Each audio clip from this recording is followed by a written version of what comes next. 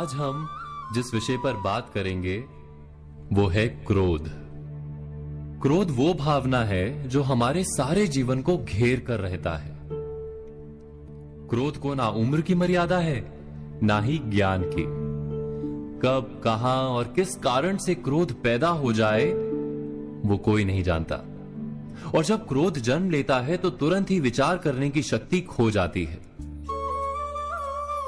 बुद्धि पर अंधकार छा जाता है। वर्षों के संबंध पल भर में टूट जाते हैं। सारा जीवन बिखर जाता है।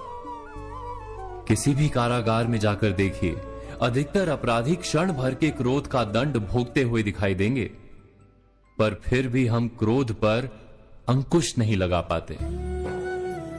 बार बार हम क्रोध ना करने का प्रण तो लेते हैं, पर बार बार हमसे क्रोध हो जाता है। ये क्रोध वास्तव में क्या है, क्यों जन्मता है और क्यों अंकुश में नहीं रहता? उदाहरण के लिए आप एक बालक को देखिए। उसे किसी वस्तु की इच्छा होती है और उस समय अगर उसे वो नहीं मिलती या कोई उसे भयभीत करता है तो वो प्रतिक्रिया देता है। बालक की प्रतिक्रिया क्रोध है, क्योंकि बालक निर्बल है, निसहाय है। बालक अपनों से बड़ों को अपने वजूद का एहसास, अपने अस्तित्व की प्रतीति करवाने का प्रयास करता है क्रोध के माध्यम से। बड़े होने पर भी हम क्या ऐसा ही नहीं करते? क्या क्रोध हमारे भीतर बैठे बालक का प्रतिभाव नहीं? अर्थात क्या क्रोध वास्तव में केवल बालक जैसे व्यवहार का नाम नहीं? जब अहंकार को घाव होता है, जब भय लगता है, जब कोई वस्तु हमें प्राप्त नहीं होती, तब हमें क्रोध आता है। ठीक किसी बालक की भांति। हम जानते हैं कि आईने के सामने खड़े होकर मुंह बनाने का खेल बालकों को शोभा देता है, बड़ों को शोभा नहीं देता। फिर भी हम बालक की भांति क्रोध करना बंद नहीं करते। हम अनुभव से जानते हैं, दूसरों को देखकर बता सकते हैं कि क्रोध से कभी कुछ प्राप्त नहीं होता।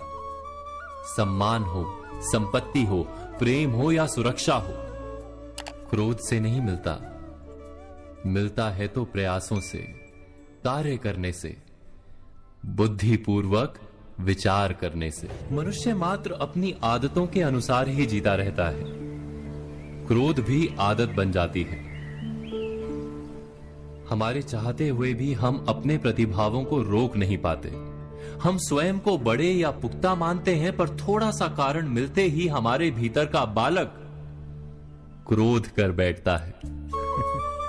अर्थात क्रोध वास्तव में और कुछ भी नहीं, हमारी बालक बुद्धि का नाम है। जैसे ही हम इतना स्मरण में रखें कि हम बालक नहीं, बालक जैसा व्यवहार हमें शोभा नहीं देता, वैसे ही क्रोध स्वयं ही बंद हो जाता है। क्या ये सत्य नहीं? इस पर विचार मनन अवश्य कीजिएगा।